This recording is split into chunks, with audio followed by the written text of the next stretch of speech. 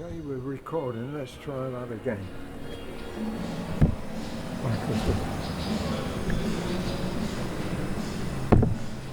This former and that former have been painted a week ago. The two formers opposite, or the other two halves of the formers opposite, they've been painted. Two more formers have been taken out here, and they're in the paint shop with Mike. Got three more to do down that side. On this side, he's got one more to complete, Dave has, and then he comes to the door frame. And each door frame has two formers, one fits inside the other. Difficult to show you on the camera.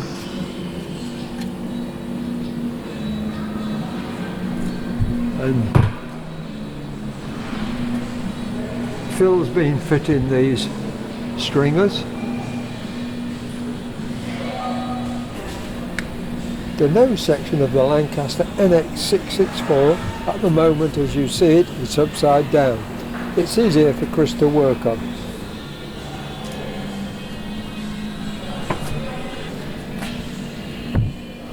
The nose section will be fitted to the Lancaster NX611. The nose section taken off will be restored to airworthy condition and refitted when complete.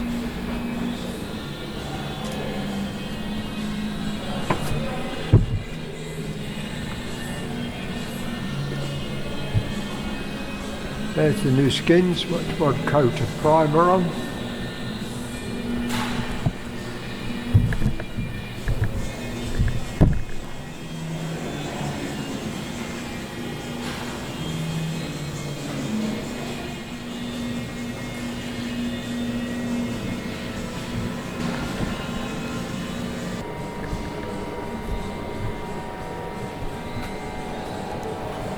He's already replaced several skins, now repairing damaged and corroded formers.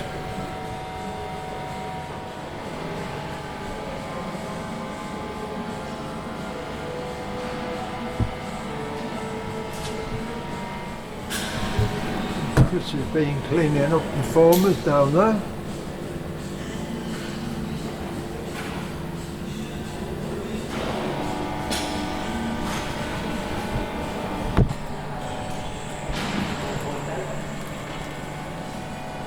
This is the part where the steel plate was, is it? Oh, it is. I've just put a plate on it, repair on it, and all that kind of malarkey, you know what I mean? Yep.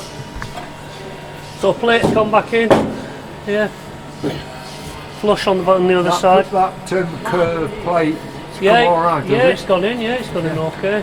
So all that's I picked all the holes up from the frame. And this outer frame then, or whatever it is, yeah, so there's that that's alright, is it? Yeah, so this is what bolts obviously to the front end of the aircraft. There's two of these. Yeah. One on the main part of the aircraft, and then you've got like a bit of a join, and you've got this one. And then it obviously all bolts together. Why do these skins here overlap? The skin overlaps this. It's like, I think they call it like cascading. So obviously, picture the nose section's upside down already. Yeah. Obviously, everything that runs down the aircraft, it's a bit like slates on a roof. Yeah, I meant this overlapping this former here.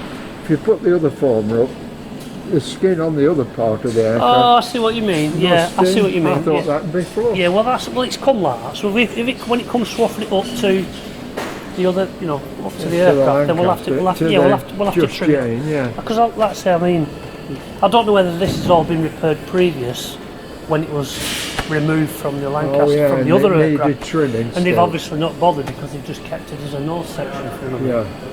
Yeah. But once we offer it up, we'll trim it all back. Yeah, so you can trim it, can't you? It's not and get it, a big obstacle, is it? Yeah. I like those concepts. Yeah, so it's coming on now. So I've just got wrapped that repair up now. It's more or less finished now.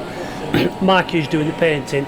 There's a panel that runs across here, and it was heavily corroded. It was all pitting. It was rotten. So I've made a new one.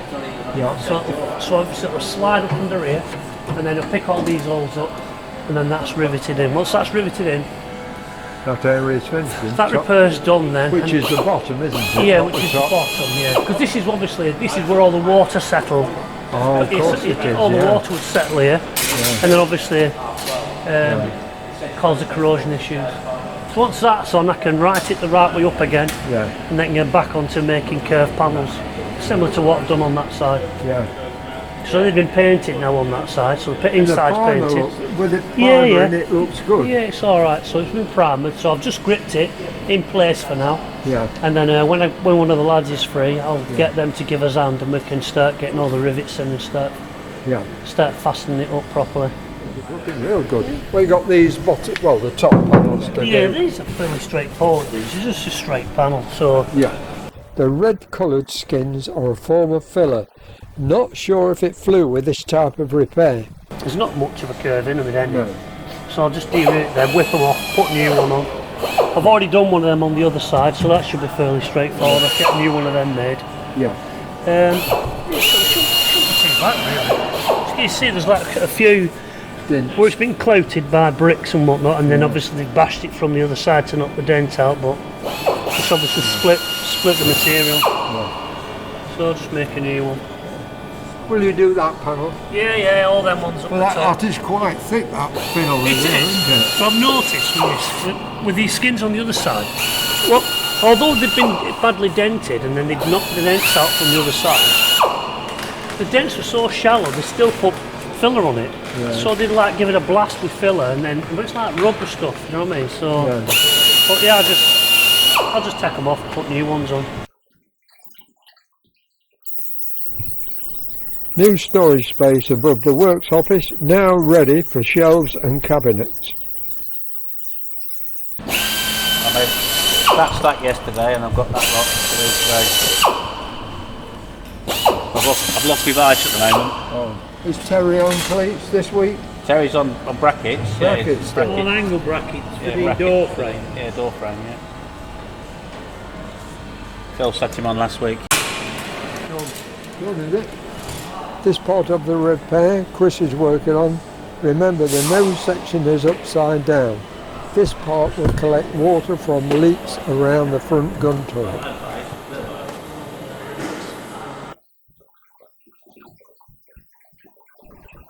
This escape hatch, when fitted, is a plywood construction. Remember, this section at the moment is upside down.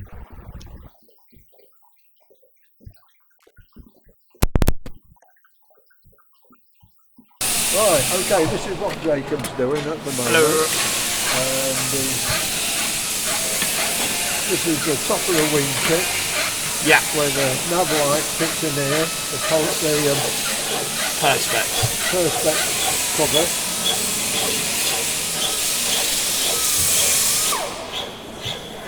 Right, Jacob, got that. Cool. We always get a good story from Phil. Obviously, the stringer goes on the between the door and the transport joint there, the main frame, and they have a little notch on there to enable the. That is what connects the little cleat there. Connects the stringer to the door frame, which is just here, which is frame 30. And obviously there's a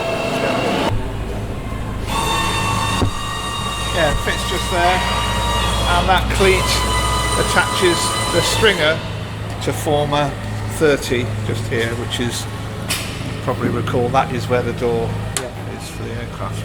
So I'm gradually working my way down. Look, I've done that one, done that one, done that one. Effectively, slowly replacing all of these stringers with new material. It's cracking on, isn't it?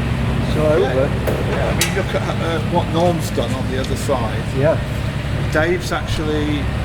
This is a new former. That's a new former. All those are new formers. That's a new former. So Dave's only really got these two to do. The double one. And then all the formers in front of the tailplane will be new. Yeah, so good. What are you up to today, Keith? Keith's working on the French wing, NX611. Sweeping floor. That's as far as you've got, is it? Yeah. No, I've done some repairs. Alright. Okay. That skin had the big machete holes in it.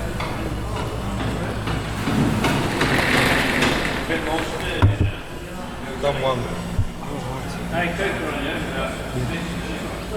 And just What was it then? Was it damaged or? machete hole where it hacked it through. Great big hole through the frame. Yeah. Is that about the last repair on this side? So there's one there. But I can't finish it off until the leading edge is fitted. Yeah. Because I've got to know where that stringer sits for the backing plate. Yeah. Oh But yeah. the plate's made. Yeah. Them to a bit of drying. So once they've dried off on the compressor, I shall rivet them in position. Yeah. And then So you're waiting for the big lift, really? yeah. Thanks, Keith.